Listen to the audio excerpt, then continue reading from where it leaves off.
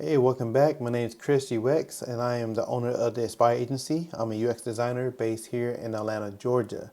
I'm here for another UX portfolio review. If you are a designer and you'd like for me to review your portfolio, your UX portfolio, just reach out to me here on LinkedIn under Chris UX. You drop me a message, or you see the post about portfolios, just leave a comment with your portfolio. Without further ado, today we'll do Kiera's UX portfolio. All right, Kiera, see what you have here.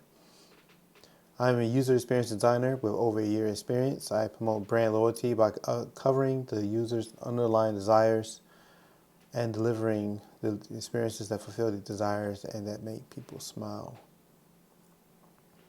I promote brand loyalty by uncovering the user's underlying desires and delivering experiences that fulfill those desires.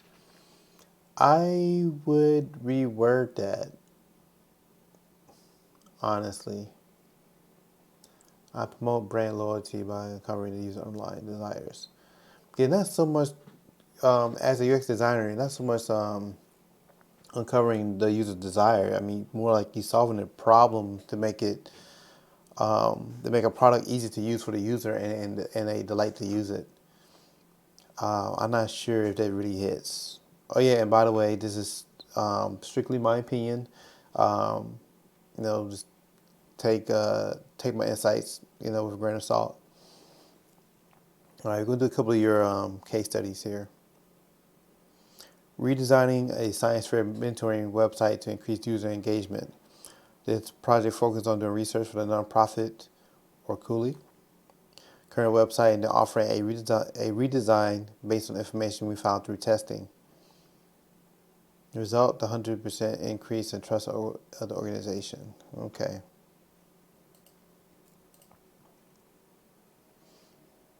Okay, cool. I like the screenshot here. Your role, platform, tools.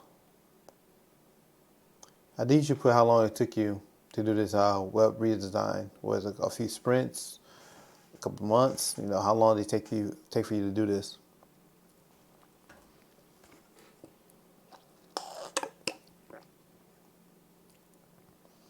Oraculi is a registered nonprofit that partners kids grades 3 through 12 in Rochester, Minnesota. Yeah, with mentors to help them with their science fair projects. Oraculi also helps kids pay for project expenses to make science fairs more accessible to all kids in Rochester. I said Rock. Maybe Rochester. Oraculi team just created their first website recently, but since they are not seeing enough engagement across the platform, they wanted to achieve an increase in mentor signups, student signups, and donations on the website. They asked for our help with this. All right, before and after the first part of the final website, definitely a bit different. Look a lot better. Cool. So the problem is they're not seeing enough engagement across the platform, and they want to achieve an increase in mentor signups, student signups, and donations on the website. Okay.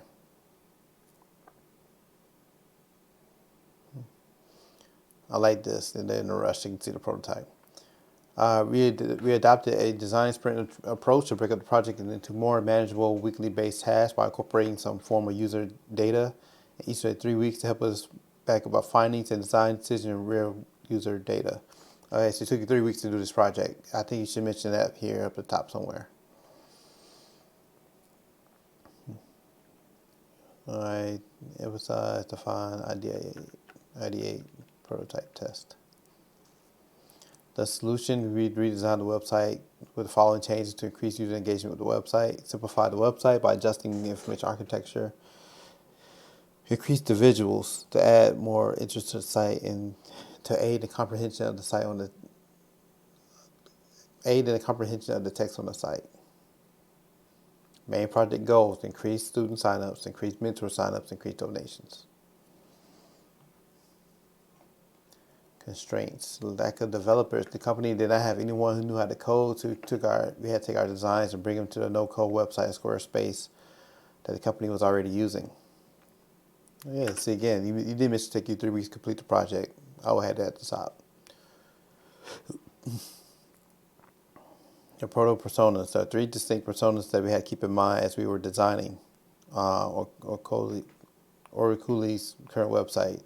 Due to a lack of existing user research and the low response rate on our user surveys we sent out at the beginning of the project, these personas were not fully fleshed out. I'm glad you were honest about that. Despite the setback, we were still able to use the information we gathered from our stakeholder interviews to make 3 generic personas for our project. Okay. Each of the general personas still give a starting point as to the needs of each group. The students, the mentors, the donors. Good.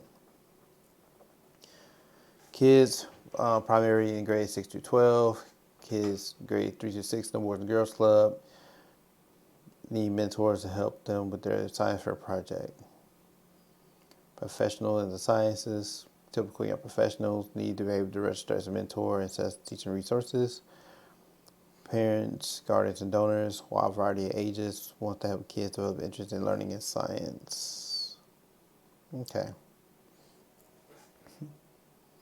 In order to get a better idea of the current Oraculi website organized and how we might streamline the information architecture of the site if needed, I made a site map of the original Oraculi's website. I still not seeing what I'm looking for, but I'm going to keep going down before I say it. The site map had been created to allow opportunity for design to be simplified. Improvements made to the site map. Move all the main content directly into the website rather than having the user click links within a Word document. Remove repetitive links that appear multiple times on the same page. Move resources to more relevant pages. Improve information architecture recommended pages and simplify navigation categories. Okay. Cool.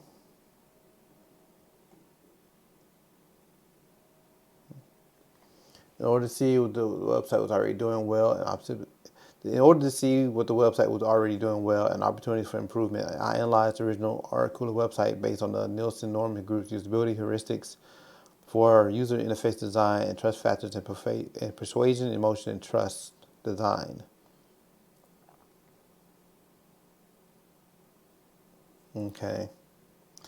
We conducted 5 usability tests to get an idea how users using the current site and how they felt about the design of it. I conducted 3, and my partner did 2 and wrote the test script. The task: understand the website's mission, find information about the Gateway Science Fair, sign up as a mentor, find answers to the FAQs. This was added before testing by a stakeholder. Find or code contact information, provide feedback on the website overall. Oraculi. Okay, I did pronounce it right. The test results. After taking notes on all the usability tests, I logged the issues from my test to determine the most common and pressing usability problems between the participants. Among the most pressing issues were inconsistent use of colors of the text and buttons, which led to overall confusion when performing website tasks and doubts about the credibility of the website among all 3 participants. Our final redesign pages. What we learned from our secondary and primary research, my teammate and I began working on the reworks on original Oraculi pages to improve some of the usability issues that we found during our research. After receiving feedback from both our mentors, we iterated on our designs for more usability tests with our high fidelity prototype. As we performed usability tests with 5 users, we iterated on the prototype again to come up with a final design of the scope. So I'm glad y'all kept testing. They meant 5 fidelity for y'all went high fidelity. All 3 of the users wanted to change the colors and sizing of the text. All 3 participants did not notice that the form on top of the page was for the Gateway Science Fair. So the users mentioned that they thought it was too much text and they did not want to read it. Okay. Simplify colors and text, create more images, added a footer.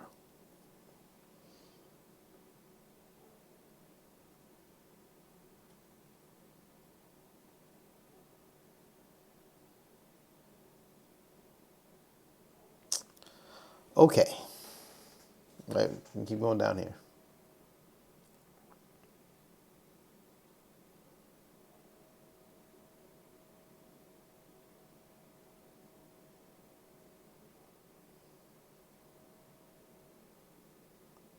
I kept testing. I'm glad I did a lot of usability tests. That's good.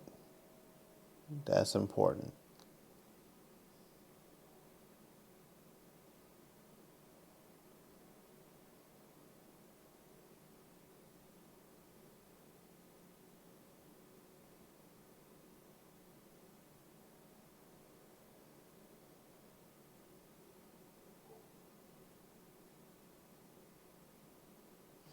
Although it take a bit of time to see a redesign helps with additional signups and donations for the Real Cooley site. Through our testing, we saw a 100% increase in trust and happiness related to design improvements, particularly related to color between the two tests. Additionally, the simplifying of the information architecture made the relevant pages more significantly easier to find the participants.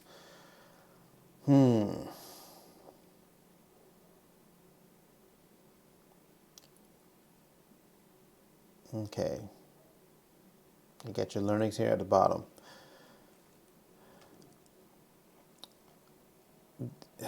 Honestly, I don't feel like you solved the problem. Because going back here to the top,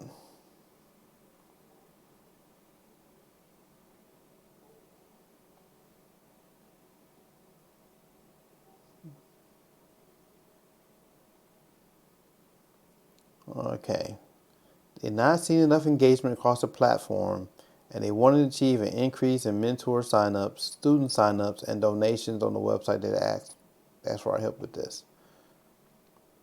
So they're not seeing many mentor signups, they're not seeing many student signups.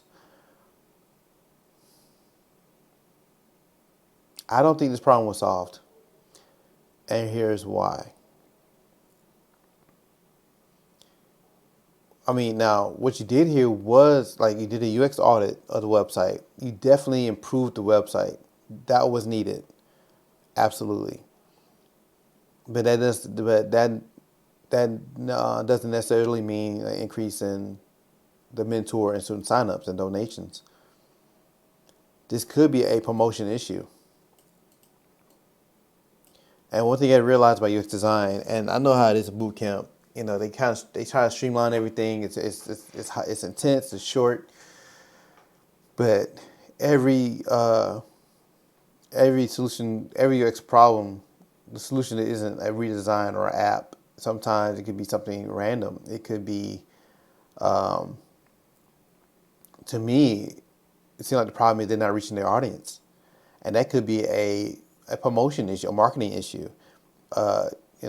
My question is, how are they marketing this site and to who? Are they marketing on social media? Are they working like here you in the community at Rochester? So are they promoting locally in person somewhere? You know, and this reminds me of a project I had when I was in boot camp, and we were doing a redesign for a community website in Chicago, and they had a similar problem. They need signups for mentors. They need signups for students. And yeah, our redesign was part of the solution because they did need a better website. But one of the things we did, we thought outside the box and really solving the problem. So, and this nonprofit was in the community as well. So what I suggested was they do a block party at their venue and invite them and promote to the neighborhood to come out. And while they there, you have volunteers there with clipboards and gathering information, gathering people who are interested in being a mentor, people who are interested in being a student. And those volunteers who collecting information, let those be mentors who already work within an organization. Or they could be donors that work with the organization already, so they can be there and answer questions in person. To me, that's solving the problem. Because now you're getting an increase in signups, getting with mentors and students. Another thing I'm questioning too, okay, here you're saying kids grade 3 through 12, and then somewhere else I think you said 6 through 12. Yeah, kids 6 through 12. And my thing is, are the kids really signing up to the site? At that age, at the younger age, especially like sixth to ninth grade, I can't say about high school. And yeah, okay, you get kids grade 3 through 6 in Boys and Girls Club. Yeah, so let's say from kids from grades 3 through 8. I would think it would be more the parents helping them sign up to the site and not the students themselves. And that's probably why there's a lack of student signups.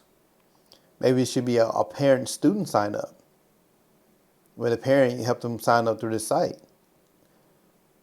I mean, because how many kids around that age, especially third grade, going to the website trying to sign up for something like this? And there were any issues for them to sign up, especially under the age of 13, because like I think the age of 13 is like the legal age to sign up for social media sites. So if you're dealing with any kids 13 and under, what's the issues with them? One, are there any issues for them signing up the site? I don't know. I'm asking questions here because I'm not sure if any legal side to this or not. But another thing too, because the user, your persona, you can go down here. No, I think it's up here. Nope, my bad. Yeah, okay, the students. And really, like it's cool you had 3 different personas. I think it should have been 4 because the mindset of a kid in third grade compared to a senior in high school gonna be completely different, I would imagine. So it should have been young kids, teenagers, mentors, and donors. And yeah, I don't think any kid at 13 and under, I don't think it should be their parents helping them sign up. Or because I'm thinking the parent would be more inclined to get them to sign up for something like that. Which means, back to your problem also, you're saying a lack of signups here. You got to be promoting it to the parents. How are you reaching the parents to get their kids to sign up for this?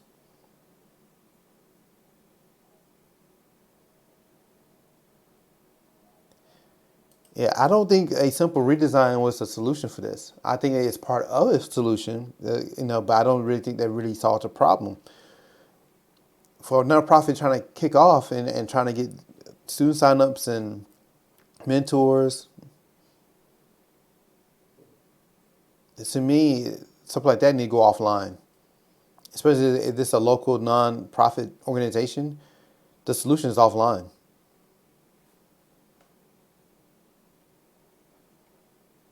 Um,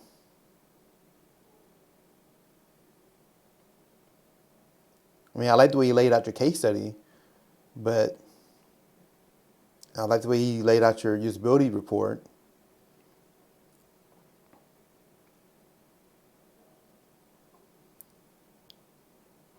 And then I also think it should have been some, you say a lack of user response in your survey, I believe.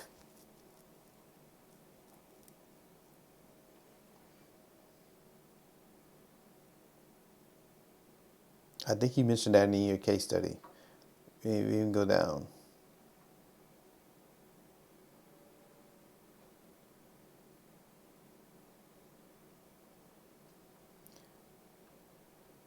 Due to a lack of user research and a low response rate on our user surveys since the beginning of the project. Yeah. So, yeah, you only get information from your stakeholder, and their information is very limited. I think this should be a combination of surveys and user interviews.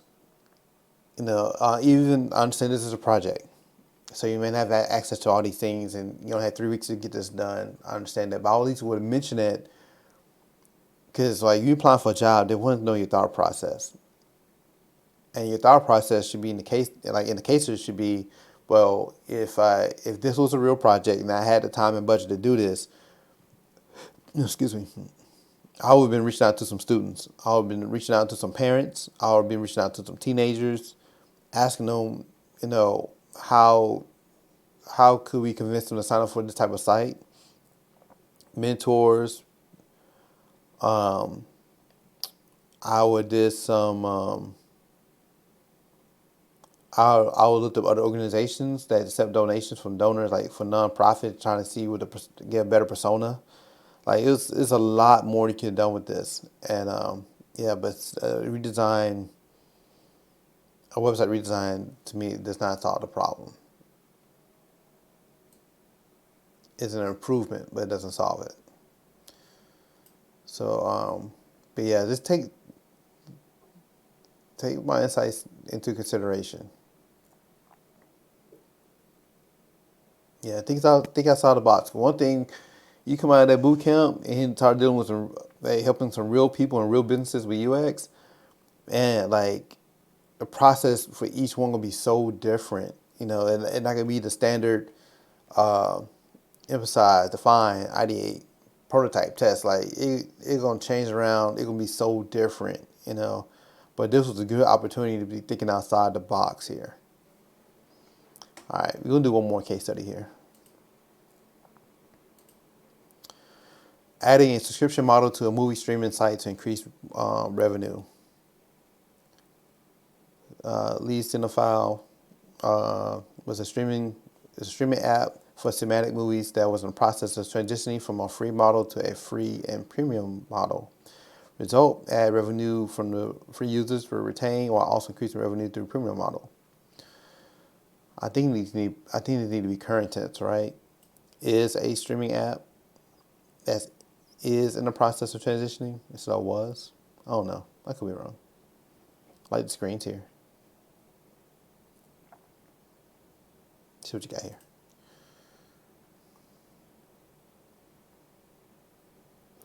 Adding a subscription model to a movie streaming site. Your role, platform, your tools. Okay. Lead Cinephile is a streaming site with a library consisting of renowned films, animation, and shows from across the world for the past 2 years. Lead Cinephile has been operating as a free service, relying solely on ad revenue as a source of income, but now the company is ready to introduce a paid subscription option for their service along with better benefits for premium users. Before the subscription model is rolled out, however, the company needs to adjust the current UI to draw attention to the new subscription and allow new and returning users to subscribe to this premium model. Due to time restrictions, important for me that I pick the methods that are most effective and most efficient for the task at hand. I chose to perform a modified and condensed human-centered design approach with a heavy emphasis on usability testing and design iteration because I knew competitive analysis would give me a solid head start on early iteration for the project, and I wanted to focus more on my time on how to adjust the subscription solution specifically for use on Cinephile service. Reading this kind of tells me reading this tells me you're about to take some shortcuts here. I don't know. I'll probably reword that. Besides, user flows. The solution, in order to get users to try the new subscription, a 14-day risk-free trial added to the app. The app's premium options are also priced lower than streaming competition at a mere $5.99 a month to make sure the price will not be a deterrent for our budget-friendly users. 90 hours allotted to build out the high-fidelity prototype with new subscription model. Small team, only UX designer on the project, so I ain't worked alone. It's good that you had that here. That's good. Generating ideas to comparative analysis. So since there are a large variety of media sites out there that could be of use in comparative analysis, I split this analysis in 3 main groups.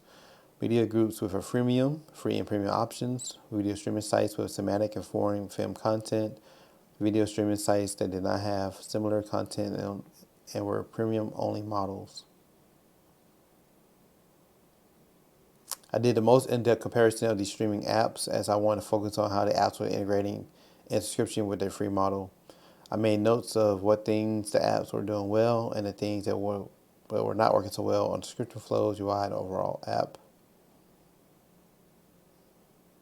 And I made a list of action items to incorporate into the app. Peacock, YouTube, Crunchyroll. New user subscription flow, returning user subscription flow within the app. Likes, dislikes, action items. Cool. I like that.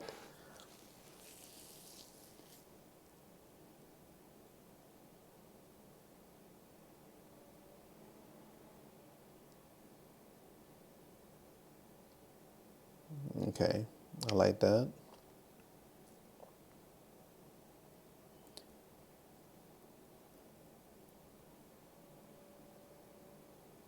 So since streaming services are a common type of app, and you already knew quite a bit about users at Cinephile, I decided to use a short user survey to get users' opinions, what kind of benefits they wanted from a premium subscription, and how they expect their premium streaming service to cost.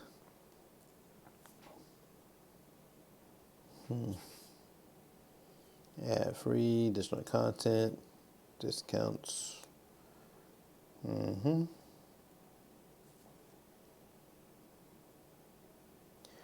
One question that I would have added to this survey that I do not see here, because one thing that popped out to me is that you create an app for streaming services.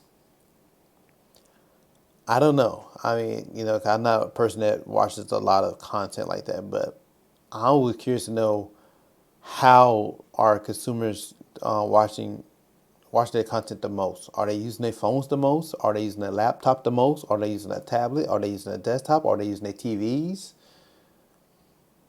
Because we live in an age where we got a lot of smart TVs. A lot of people could be watching these services through their TV now. Okay, if that's the case, you need to be making an app for television and not for mobile. And you could be, I mean, and most of them could be watching mobilely. I don't know, but that would be a question I would ask. How do you know they consume the content mostly on mobile phones? Using persona to determine what users need from our app. Although a company already had a persona for the free version of our app, since the app was changing, decided it'd be a good time to update our main user persona. It only helped me keep our users and their needs on top of my mind as I worked. Also thinking about areas of opportunity within the app that can differentiate Lafina cinephile and already oversaturated field or movie streaming. Our user is budget conscious, interested in cinema as an art form and tech savvy. To want the app to have lots of variety and getting recommendations to help them find the content they would be interested in more quickly. The streaming apps need to be affordable and offer additional value by collecting cinematic films and shows in one place. Okay.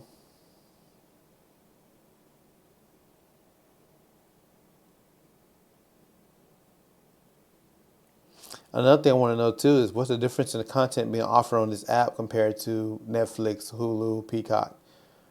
Like, are they more independent films? Are you still carrying the mainstream content on this app?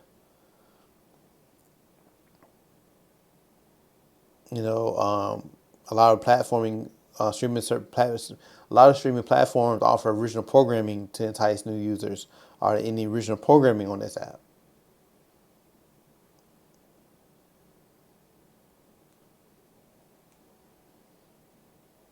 I don't think you asked that in the survey, did you?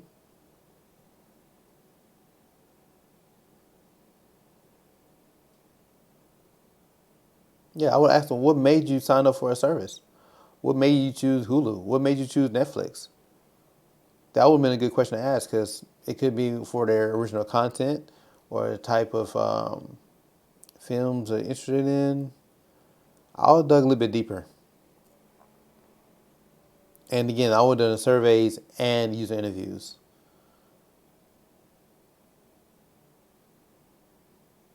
I would have did both.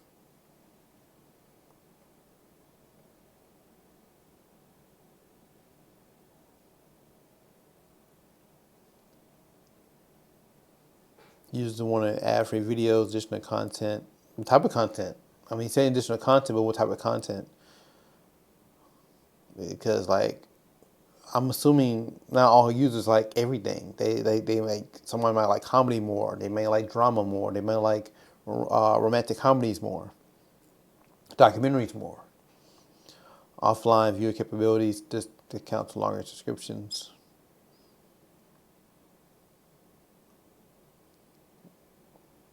Willing to pay? That's good. That's a good question to ask though. Uh, hmm What's the difference between willing to pay and cost expectations?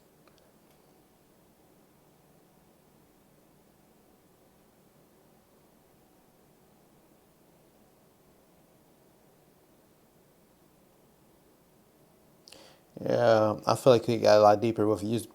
I think some good user interviews will give you a lot. Well, we're giving it a lot more insight, and probably would create a better survey. Because this is kind of like on the surface here.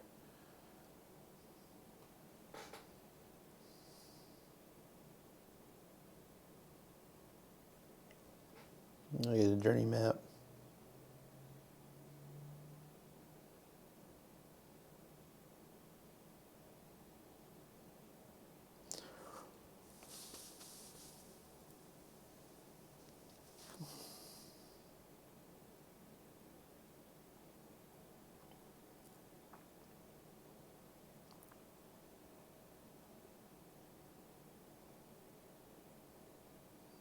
All right, you got your good site flow.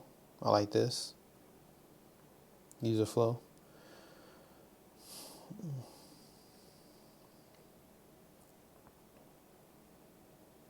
Okay.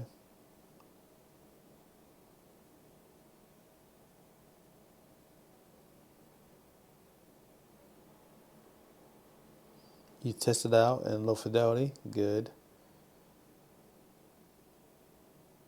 Another thing on your persona, I feel like it's kind of lacking here. Let me go back up.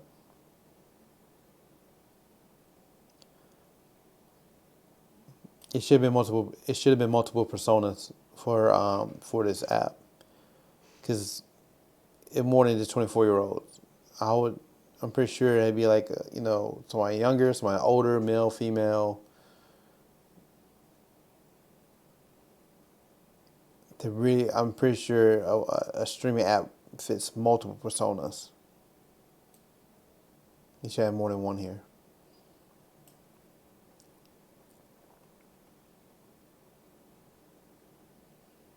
All right, you're testing.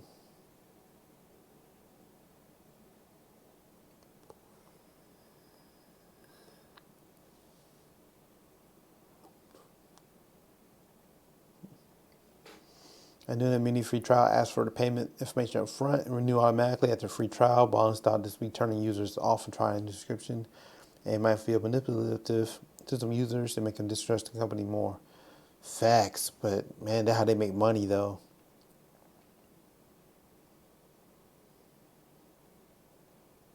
But yeah, I'm glad you did that. Usability test.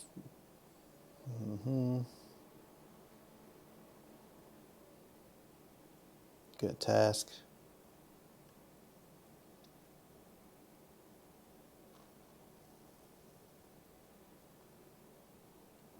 And my thing here too is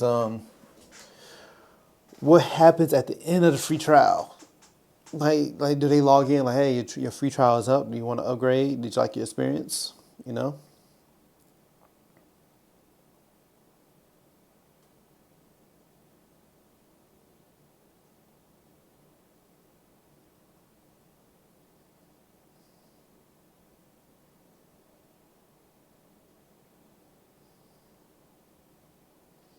and that you pass your usability testing with the high fidelity. That's good.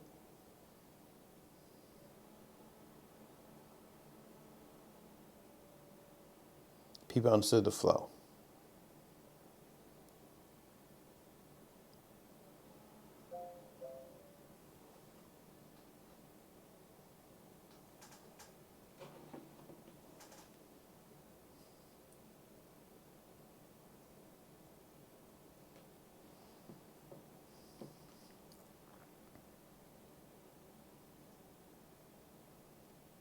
I discussed the wording with the user who thought the free trial wording was unclear, and together we came up with more precise phrasing for the free trial information.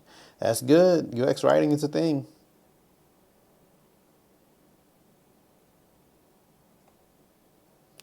Card color. Mm-hmm.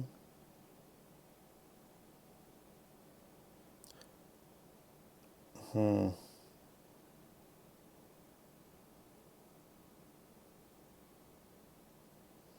I like the way you did your primary and secondary buttons here too. Okay. Header.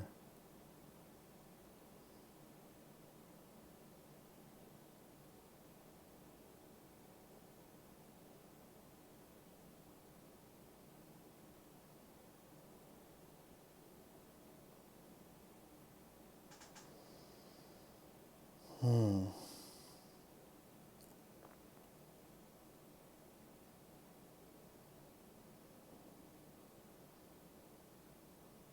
decided to move that account navigation from the bottom navigation to the top bar. Give room for the downloads to have a spot on the bottom navigation. If a user clicked on the page, it will tell them automatically this is a premium only feature.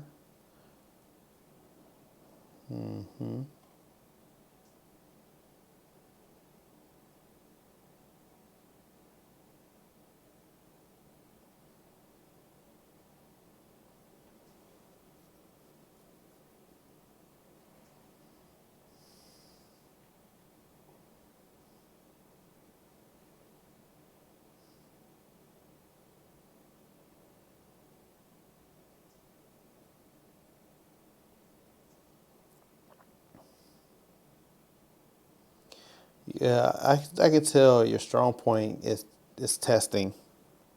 You testing, get the results you need before you move to high fidelity, which is good.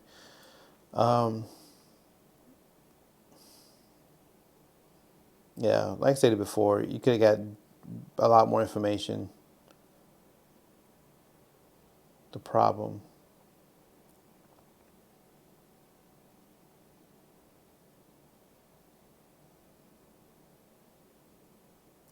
This was better than your last case study, though, as far as addressing the problem.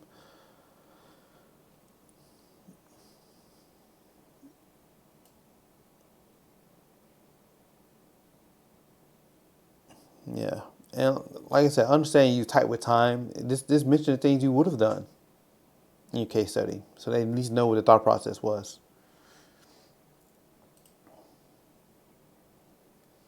All right, your about page. All right, Kira Zhang, I'm a user experience designer who works tirelessly to understand and create designs that best serve company users in order to build a bridge founded on trust and understanding between the business and the people they serve. I believe that putting the needs of the users first when creating designs lead to a better, more fulfilling relationship between the user and the business. Yes.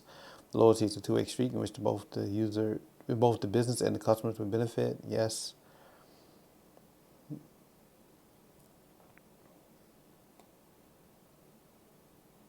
I can tell you like building like UI in Figma usability test, and that's good. Lean into it.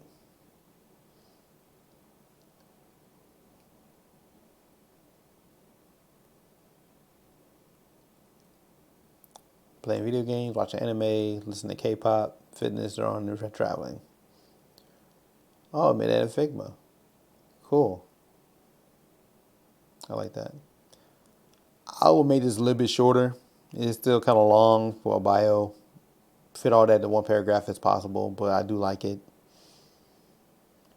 I think I had cool projects here, especially this one. It's different. Yeah. Yeah. So, Pierre, hope that helps. And I enjoyed going through your case studies. And thank you all for watching another video.